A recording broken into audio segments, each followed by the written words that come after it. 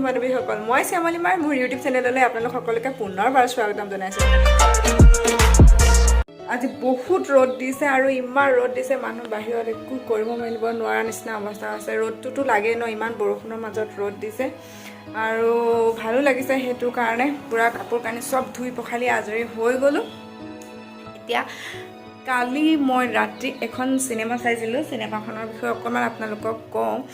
ইমানেই ভাল লাগিল সিনেমাখন চাই সাউথৰ সিনেমা হয় 777 চাৰ্লি নামটো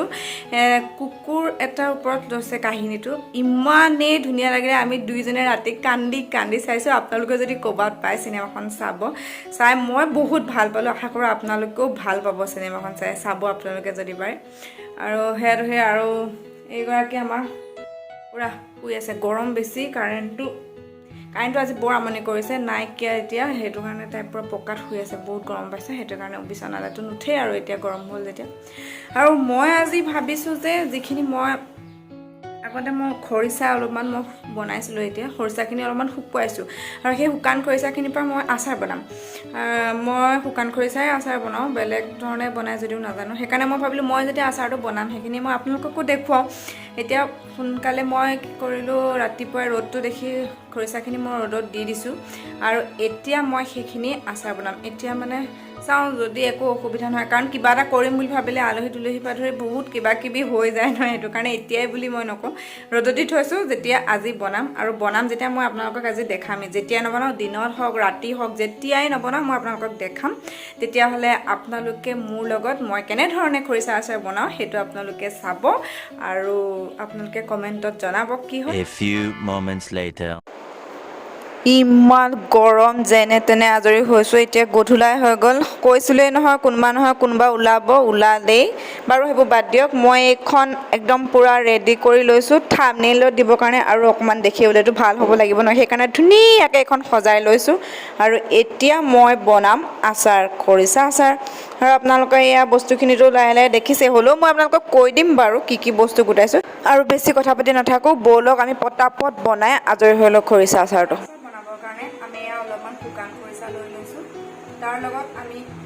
অলপমান মছলা ব্যৱহাৰ কৰিম এয়া কালজিৰা তাৰ লগত পাঁচফোৰণ এয়া গুড়ি কৰি ল'ব লাগিব মিঠি গুটি এয়াও গুড়ি কৰি ল'ব লাগিব এয়া জিৰা গুড়ি আপোনালোকে গোটা জিৰা গুড়ি কৰি ল'ব পাৰে আৰু মই পেকেটৰ জিৰা লৈছোঁ এয়া হ'ল বগা সৰিয়হ মই বটি থৈছোঁ গুড়ি কৰি থৈছোঁ অলপমান গৰম কৰি এইটো গুড়ি কৰিব লাগে এয়া হ'ল ভিনেগাৰ এয়া ধনিয়া ঠিক জিৰা ধৰণে একেই ধনিয়া আপোনালোকে গোটা ধনিয়া লৈ গুড়ি কৰিব পাৰে বা পেকেটৰো ল'ব পাৰে নিজৰ কথা আৰু এয়া হ'ল ৰেড চিলি পাউডাৰ ব্যৱহাৰ কৰা হয় কাৰণ আচাৰটোত ভাল ধৰণে ৰং আনিবৰ কাৰণে আৰু জ্বলা হ'বৰ কাৰণে মই ব্যৱহাৰ কৰিম ভোট জলকীয়া এই জলকীয়া আপোনালোকৰ নিজৰ কথা সোৱাদ অনুসৰি আপোনালোকে কিছুমানে জ্বলা বেছি খায় বা কিছুমানে কম খায় কম খোৱাসকলে এটা দিলেই হয় আৰু বেছি খোৱাসকলে দুটা তিনিটা বা তাতকৈ বেছি তেওঁলোকে দিব পাৰে যোনে যেনেধৰণে দিয়ে তাৰ লগত মই ব্যৱহাৰ কৰিম ধাৰা তেল আৰু লগতে সোৱাদ অনুসৰি নিমখ আৰু হালধি আমি ব্যৱহাৰ কৰিম এতিয়া আমি এটা পাত্ৰ ল'লো কাৰণ পাত্ৰ এটা ইয়াত পানী থাকিব নালাগে পানী থাকিলে আচাৰটো ভাল নহয় আমি প্ৰথমতে খৰিচাখিনি কাটি দিলোঁ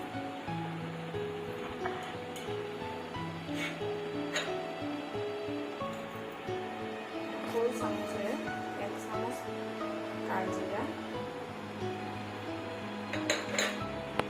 পাঁচফোৰণ আৰু মিঠিখিনি মই একেলগতে গুড়ি কৰি লৈছিলোঁ পাঁচফোৰণ আৰু মিঠিৰ গুড়ি মিঠিৰ গুটি একেখন চামুচেৰে 4 চামুচ দিব লাগে তাৰপাছত আমি ইয়াত দিম জিৰা গুড়ি 2 চামুচ বগা সৰিয়হৰ গুড়ি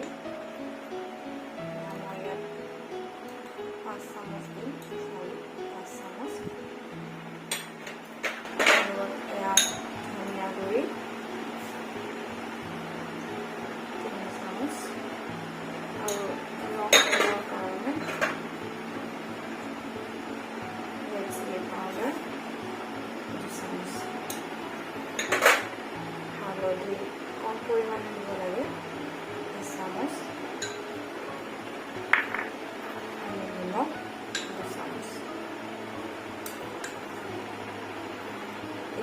এইখিনি আমি ভালদৰে মিক্স কৰি ল'ম। তাৰ উপৰিও মই আপোনালোকক এটা কথা কওঁ, কিছুমানে তেলটো কেঁচা তেল দিয়ে আৰু কিছুমানে